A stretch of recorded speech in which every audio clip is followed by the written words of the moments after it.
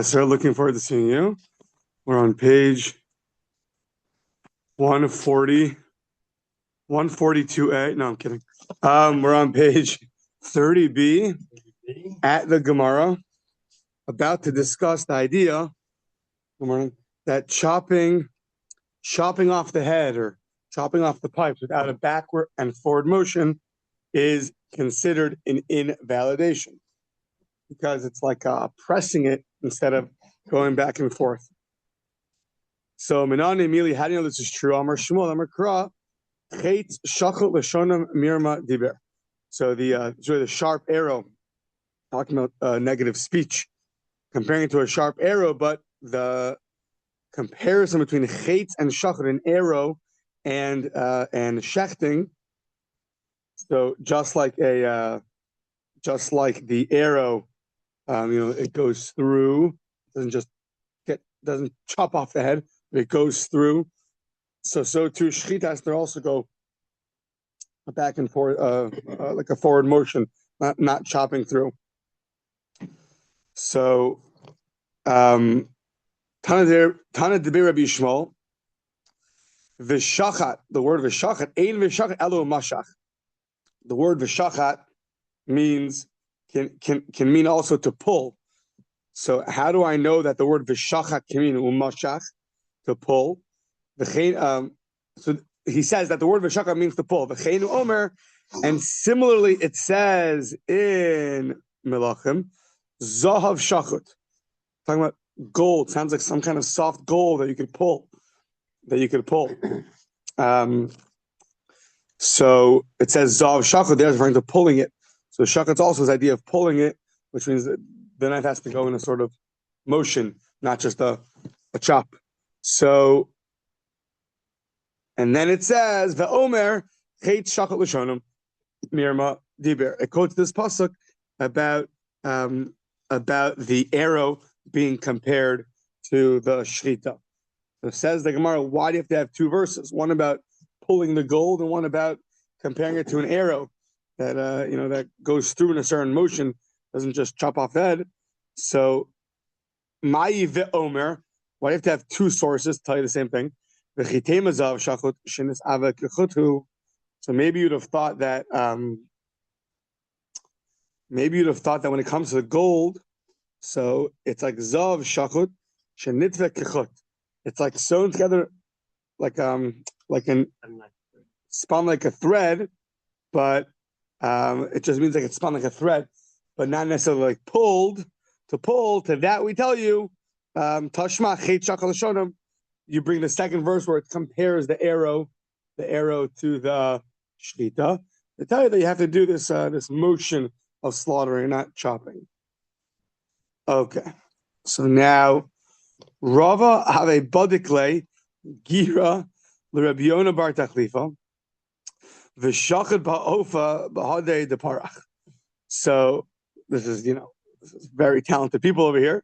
Rava would check the arrow of Rabbi Yonah bar Tachlifa, who shot it while the bird was in motion and shechted it. So sounds like that was good. So Vidilma avidle chalada, but maybe he did chalada. I mean, that we had yesterday where it goes, from behind the tubes and slaughters it from there, and that would be invalid. How do you know? Next page, Chazinan Gitfi demiframi. We see that the feathers around the neck, they flew off, just like in the movies. The bird gets shot, the feathers fly. So the feathers are flying, the feathers around the neck fell down, which means that you got it from the front and not from the back. So we don't have to be worried about. We don't have to worry about chalada. Correct. So you didn't burrow it because the feathers flew off, and therefore it's going to be valid. Yeah. So it says more, but 1 second. There's a special mitzvah of kisui hadam, covering, which I think is a whole chapter at some point later on, is you have to cover over the blood. So how did that work over here? There's a mitzvah to cover over the blood. So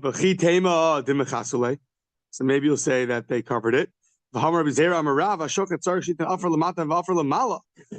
but the shechita has to make sure that there's going to be dirt below and dirt above.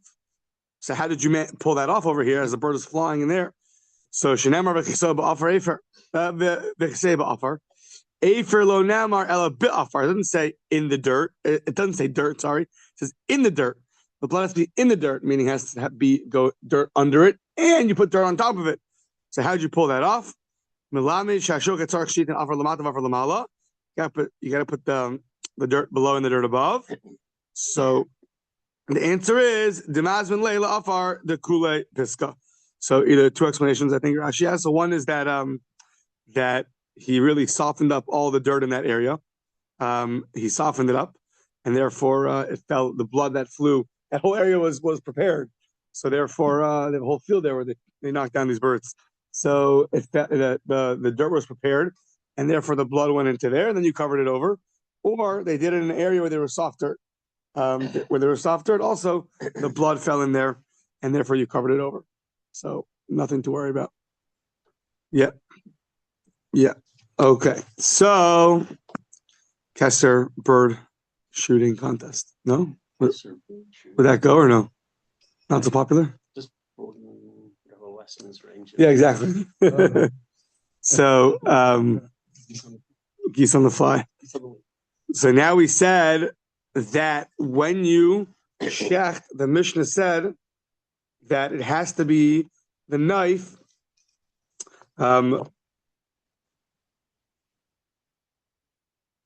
If you do a forward motion, not forward and back, that's only if the knife says the length of the knife is the width of the neck. Now, yeah. So Amar Rabbi Zera, he says Malei Tzavar v'chutz l'tzavar. It has the length of the knife has to be the width of the neck v'chutz l'tzavar, and some additional amount that's more than the width of the neck. The question is, what does additional amount mean?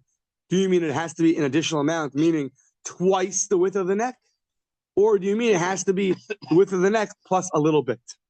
So Ibailuhu Malei Tzavar v'chutz l'tzavar. So do you have to be Malei Tzavar v'chutz l'tzavar means Kim Malei Tzavar, the Havalahu Trey Tzavari. You can have two necks, not because you're heavy, just because the knife has to be the size of two necks. Yeah. Oh, Dilma Malei Tzavar v'chutz l'tzavar Mashu. Or what he meant to say was it has to be the size of the neck and a little bit, a bissel. Tashma hayashoka b'hishnei roshim b'basakas. The case in the Mishnah was you shecht it, and there was two heads there, and you cut them both. And the Mishnah said, "In yesh b'sakin malei tzavar, echad kasher." If it's the knife is the length of the knife is the width of one of the necks, it's kasher. So what does that mean? Ma'i malei tzavar. What does it mean? It's the length of the full neck. So ma'i malei tzavar echad. What does that mean? It's the length of one neck. The length of the knife is the width of one neck. Ilema malei tzavar echad v'sulo. If it's just the minimal amount, sounds like the width of one neck and that's it. Well, hold on. Rabbi Zera told us for one animal, it has to be the length of a neck and more, whatever more means.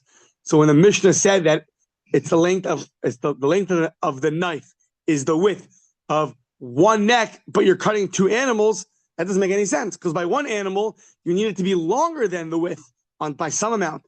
For sure, by two animals, it has to be that way. So hashabema achas bina malei tzavar v'chutz tzavar v'chutz tzavar b'shtei behemos sagilahu kimalei tzavar achad. Can't be. It can't be that by two animals. It's enough. It suffices just to have it to be the length of one neck. Ela, what must it be? Pshita malei tzavar chutz l'shnei tzavarim shmamina malei tzavar chutz tzavar shmamina. It must be a case of when he says malei tzavar, what it means is it's the length of the knife is the width of the neck plus an additional amount. So really, it's twice as long. That's what it means. And therefore, by two animals, that's what it means. That the size of the knife was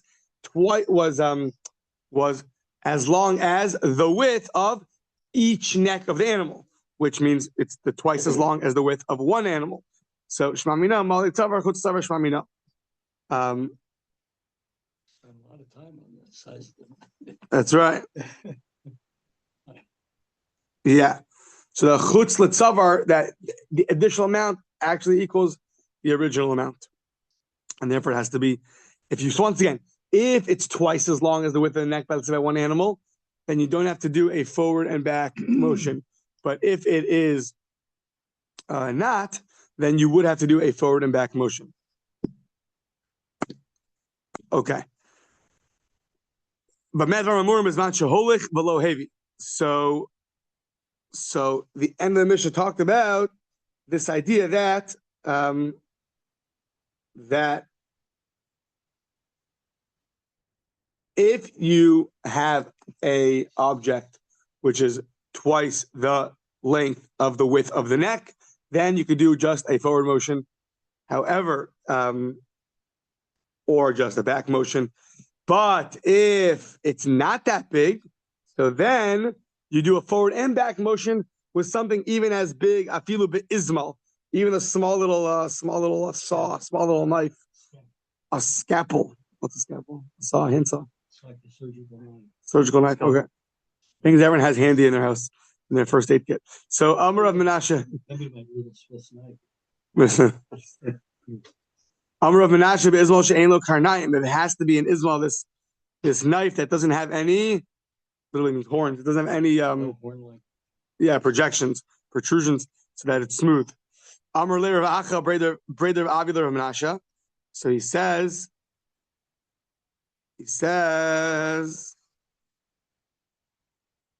Neichata.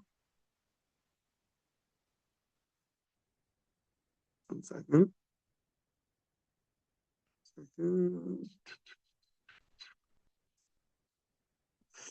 Yeah.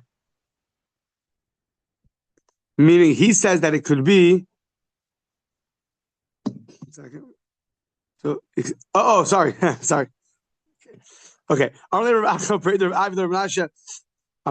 could use a needle. Sorry. You could use a needle. So machtamai. What's the halacha about a needle? Can you shecht with a needle? Taking weaving to a whole new level. So Amarle Machta Mivza Baza, a needle when you go back and forth, so it's very, very sharp, and it's going to tear instead of shechting. So and you can't do tearing, you have to do a slaughtering. So Machta de ushkapimai. What about the needle that's used with the ushkapi, the tanners? Is it the tanners? The leather workers. Why? Their needle's more fancy. Yeah. Heavier. Oh, it's heavier. Yeah, they're cutting through, or they're weaving through heavier things. So my Amarle Tanina, we learned in the Mishnah, Afilu Kolshu. Because anything you use. So is it referring to my lab? We have one. We have a leather awl if you want to see it. You have a leather wall? We have a leather awl if you want to see it, yeah. Oh, wow. And it goes through heavier things. Yeah, it does. Uh-huh. So if we make you upset, we know that you have tools to attack. I got it. I'm just kidding. Got it. That's actually very interesting. Yes, that's what we're talking about. Good. So if you have this thicker needle, does our Mishnah not say even a kolshu? If you're going back and forth, even a kolshu, what does it mean? Even something that's a very small size? Is it not referring to a leather awl? Is that how you say it? A leather awl. My lav machta, this needle that's used by the tanners. And therefore, you have a proof that you could use it. Lo, Ismail. It's referring to the scapuling, the scalpel. It says more Ismail behedya katani lahu. We already learned Ismail earlier in the Mishnah. It says no, but the end of the Mishnah is explaining, not repeating, but explaining. Prushikam efarish. My kol shehu. What does it mean? A little bit. You can use a small tool. It means in Ismail. It means the scalpel. So you have no proof if you can use the heavier needle. And this makes a lot of logical sense. at the end of the Mishnah that says even a kol shehu, even something small, is referring to a scalpel and not a heavier needle, because so 1 second. If it's talking about this, the all, so then hashta machta ushbechi sharia isma mibai, then it comes out repetitive.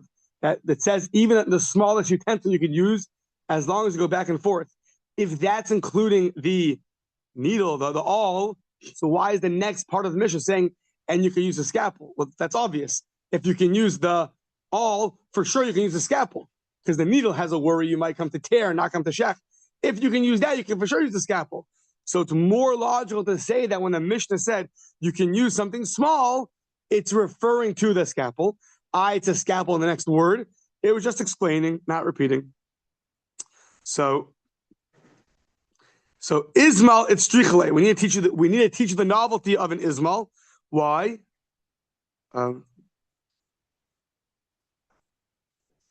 Sorry. So says the Gemara, if the beginning, the small little vessel, is referring to the all, so we said then it's obvious that a scalpel would work. Says the Gemara, maybe not. Maybe it's not so obvious. Why? Ismal, it's strichele. That's a necessity to teach me that even the scalpel is good. Why? You'd have thought that a scalpel, since there's two kinds, there's one that has the protrusions, the horn, so to speak, meaning it's not smooth. You would have thought we'd make a decree forbidding the scalpel, because it's too risky. If we allow a scalpel that's smooth, you might allow a scalpel that has the protrusions, that's not smooth, and that would be invalid. Kamash Malon, our Mishnah, that the scalpel is totally fine.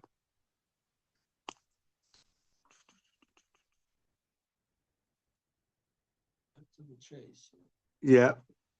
So I don't think no conclusive proof about the needle. Yes, conclusive proof about the scalpel. That's what it says. Okay. So I was going to put together a map of like how all the Mishnahs are organized. Like what you could shech, first who could shech, with what you could shech, how long it has to be. So now we get to, do you have to have intent when you shech? So people who drop things and end up landing on an esophagus and a trachea now want to know, is that good or not? So this probably happens all the time. So you're making cholent, the next thing you know, trachea, esophagus, yeah. That's right. So which really is going to open up the bigger conversation is, for what things do we need intent and what things do we not need intent? So we're gonna start here, but then we're gonna move outwards. So nafla sakin the shachta. So the knife fell and it slaughtered, went through the trachea and the esophagus.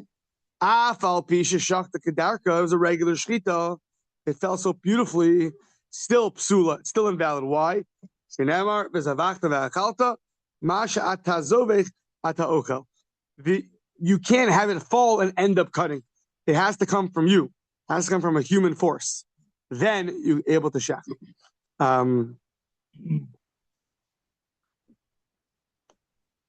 Yeah. So, okay, says the Gemara, Taima denafla, since it fell and you didn't do the motion, it fell and it shechted. That's why it's no good. But he pila who? Shera. Let's say you threw it. You threw the knife down in frustration and it ended up going through the trachea and the esophagus. So when you throw something, so you have no intention to do any shchita, you have intention to throw. You're doing well, you're doing darts, yeah, or you're doing what is it in Portland? I saw, I'm sure everywhere they have it. Axe throwing. Oh, axe throwing. Yeah, it's only over a certain age. I couldn't bring my son to do axe throwing. But you do axe throwing and walks by Betty the cow. So now what do you do? So yeah, so says the Gemara, time of the naflo habahi pila hukshera v'yafal gavdula. Even though you did not have any intent, it sounds like that would be good. As long as you threw it, it's your effort. Even though you had no intent for shechting, it's going to be good. So whose opinion is this? Man tanad lobin and kavanah l'shchita. Whose opinion is that you don't need intent for a slaughtering for it to still be considered a halachic slaughtering, Amarava, Rabbi Nassan, it's the opinion of Rabbi Nassan, the Tani Oshia Zeira, Dimin Chavaraya, that as Oshia, the small one from his friends, said the following. He said the following teaching, Zarak Sakin Linoa Tzabakosel. This we had in the beginning. Yeah, that you threw a knife against the wall, like axe throwing. Yeah, and Vahalcha V'Shakta Kedarka, and went and shechted properly. Rabbi Nassan Machshir. Oh, Rabbi Nassan said it's good. He doesn't need intent to shecht. The Chachamim poslim, but the Chachamim disagree. They invalidate it. So who Tani Love, who Amar La Halacha Rabbi Nassan. So he asked who the opinion is that doesn't need kavana. So it was the opinion of Rabbi Nassan. The opinion of Rabbi Nassan. Yeah. So who Tani Lava, who Amar La Halacha Rabbi Nassan. He taught this and he said the halacha is Rabbi Nassan that you don't need intent for the shechita. It's still going to be good. Says the Gemara, the Ha'amar Rava Chadis Nimra. Rava already taught us this once. It says in the Mishnah, the Kula Sheshaktu V'Achirim Roinasan, if a deaf mute or deranged shechs and other people are watching, Shechita Sok Shera. The Amrina, we asked on that Mishnah, Man Tana D'Lo Kavana, who's the opinion that does not require intent, since the deaf mute or the deranged don't have halachic intent?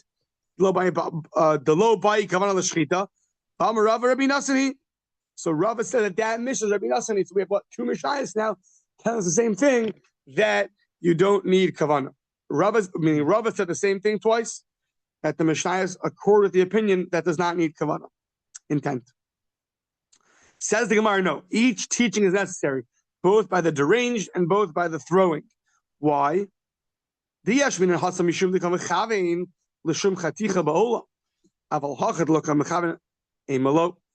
least by the deaf mute or the deranged, they might not understand what a shechita is, but they understand what cutting is. So they have intent for a cutting. They might not know what a shechita is because they're not mentally capable. But so maybe there you say that level of kavana you need and you have.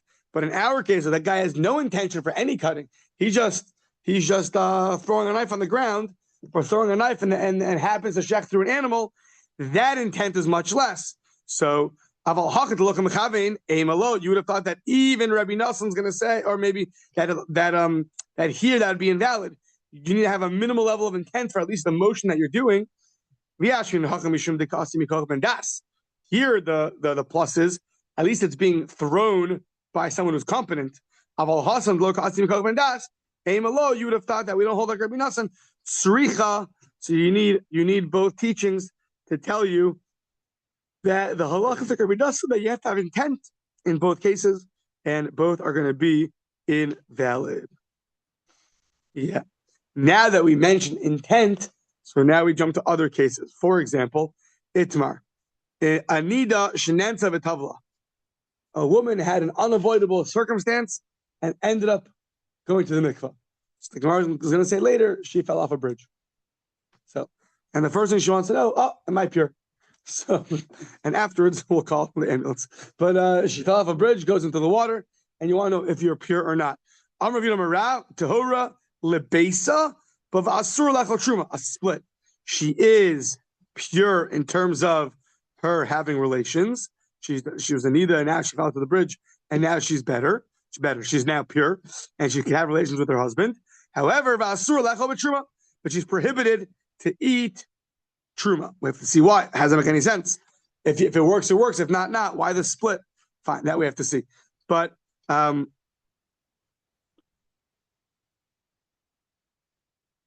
yeah. So, but that's the opinion of Rav. Rabbi Yochanan Amar Afla Beisa Lo Tahora. No, it doesn't work even for the husband. You have to have intent when you go to the mikvah. Just falling off a bridge and landing in water, not going to help you. So, what? It's amazing where they come up with some of these things.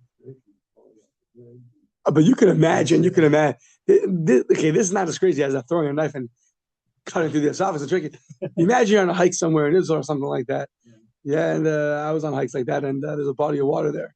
Yeah. So I know girls are much nicer, but at least the boy, you're trying to push your friend into the water. so assuming something happened and she gets pushed into the water there.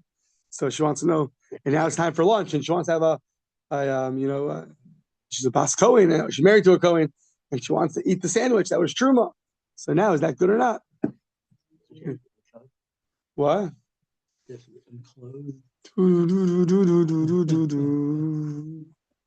Now we're getting excited. Okay. Well, biblically, I don't know. It's like a tzitza, not makbid. That's a good question. Can the water get through the clothing? Could be biblically, it's fine. We can get through. Okay, good question. Didn't think about that. Okay. Now I thought about it. So, okay, Alpha Base Tahora. How did she fall originated? That's a good question. She wanted to do it. She was really dying. She was really dying. Well. What about the one in is it Kasubas or is it? That's a good question. No one talks about that. Why do they talk about that? Why do they talk about this? She's wearing clothing. I feel like biblically it's fine. That's my going assumption. Okay, but it's not fine. So how she looked at her husband? I don't know. Steve, good question. Yeah. So someone should have said something. That's a pretty obvious one. Yeah. Okay. I'm going to Rabbi of Nachman. So Rabbi says to Rav Nachman, according to Rav, that says she is permitted to her husband.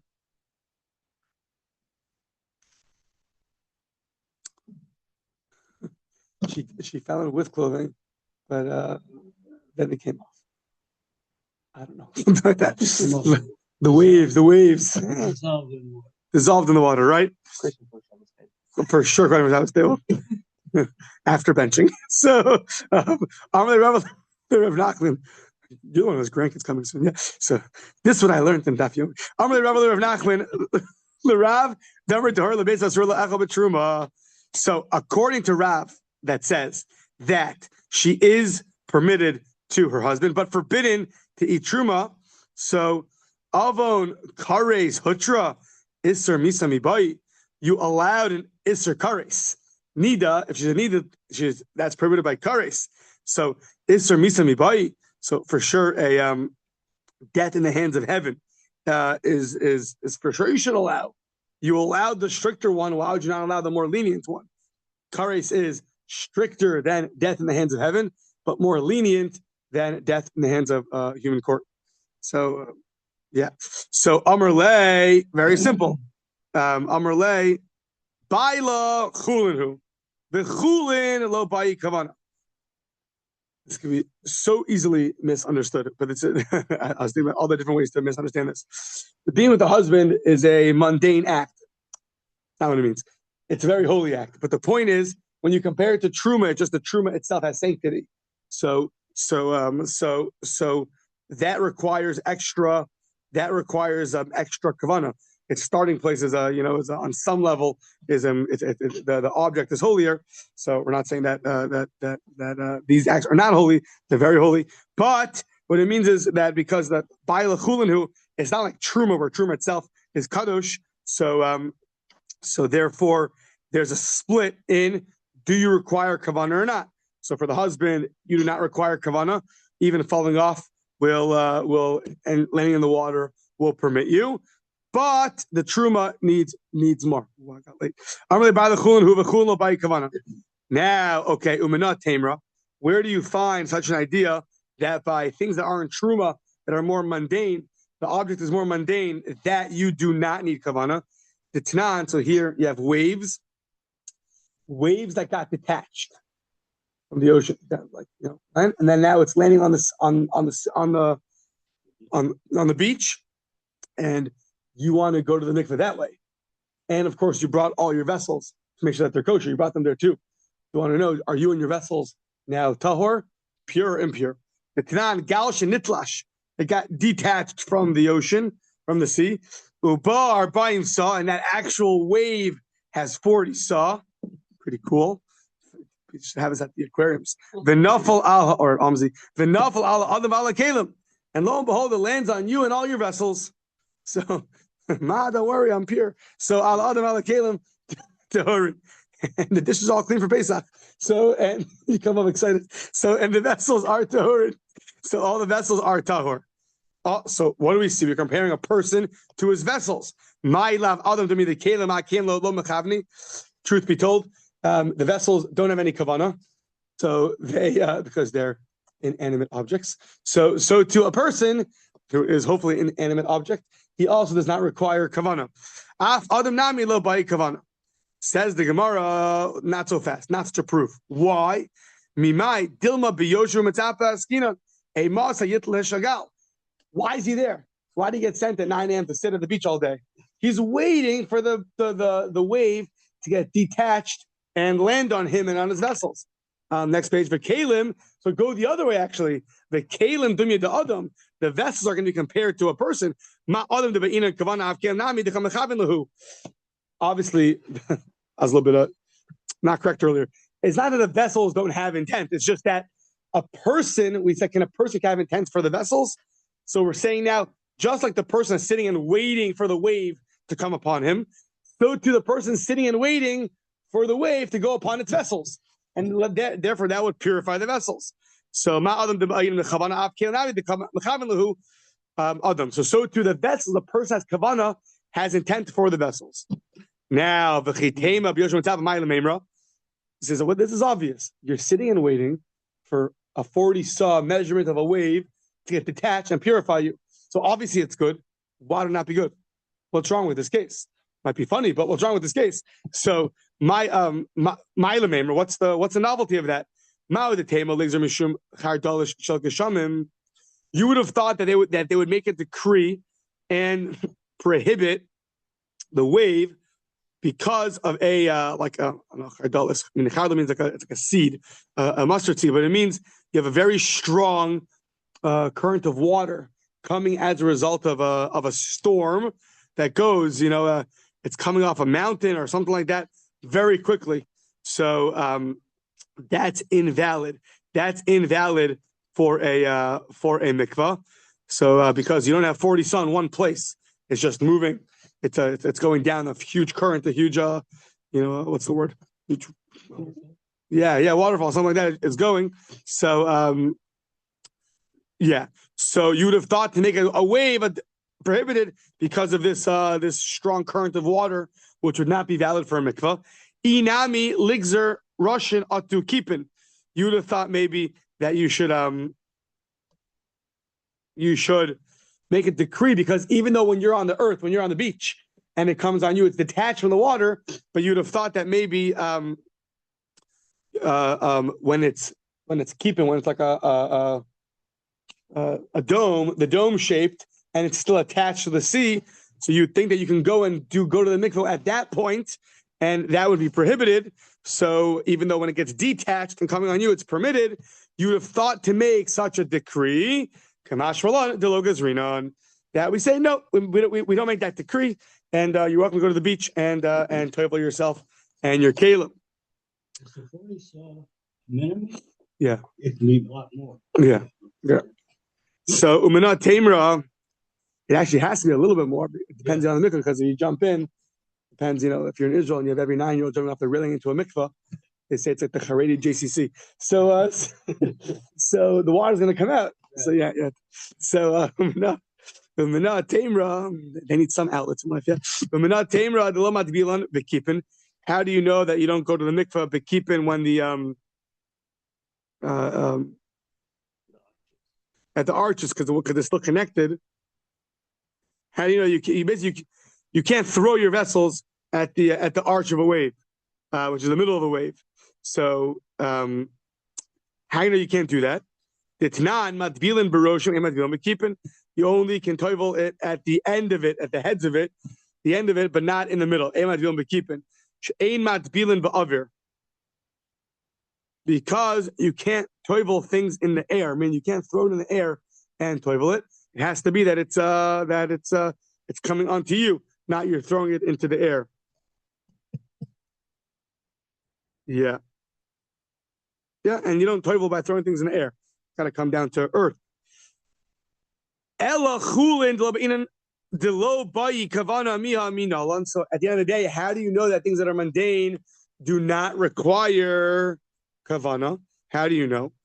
and therefore if she falls off the bridge, she's going to be pure. So the Tanan, Peiros shenafu l'soch amas mayim. So you have fruits that fell into a channel of water. Pashat. Pashat, and the person who takes them out has Misha Yadav Timeos. So a guy with impure hands goes and takes out the fruit from the channel of water.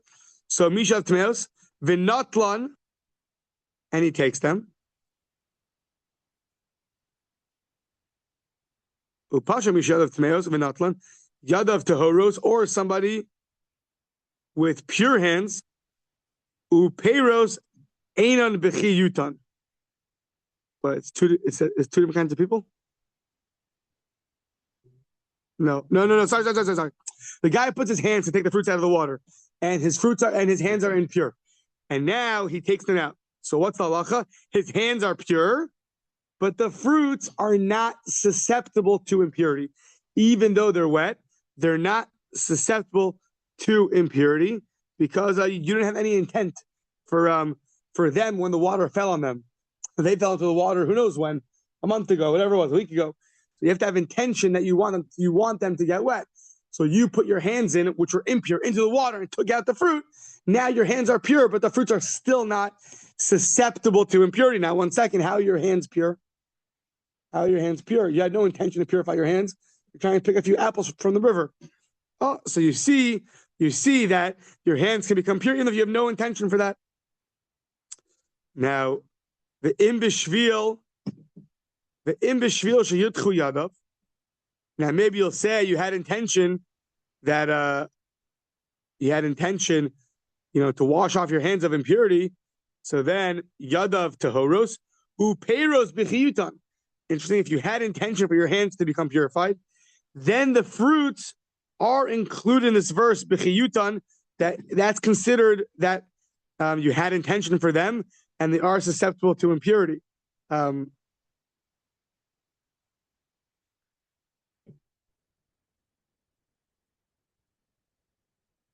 Yeah, so the question is, you never had intention when they fell into the river to become impure.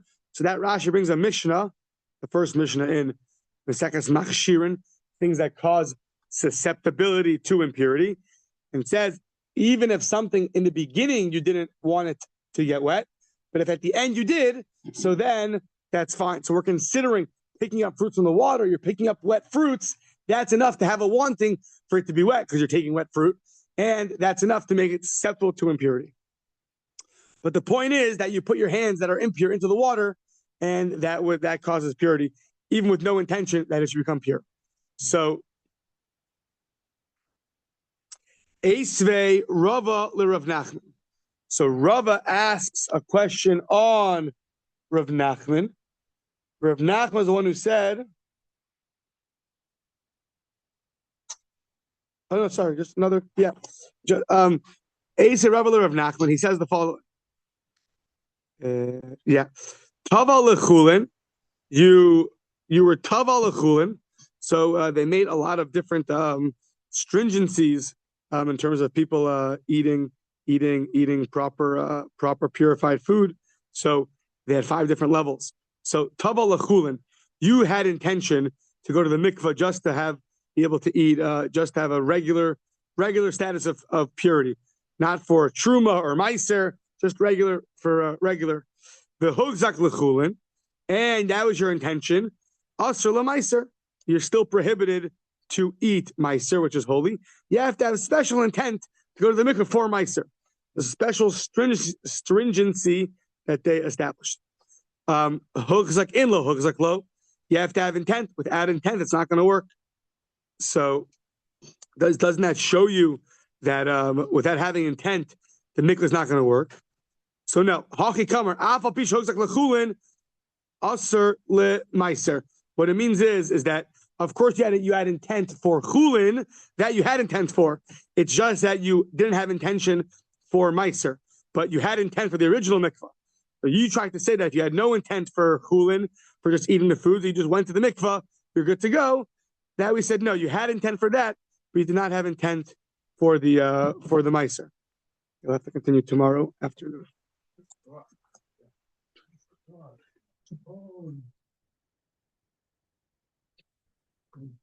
Yeah.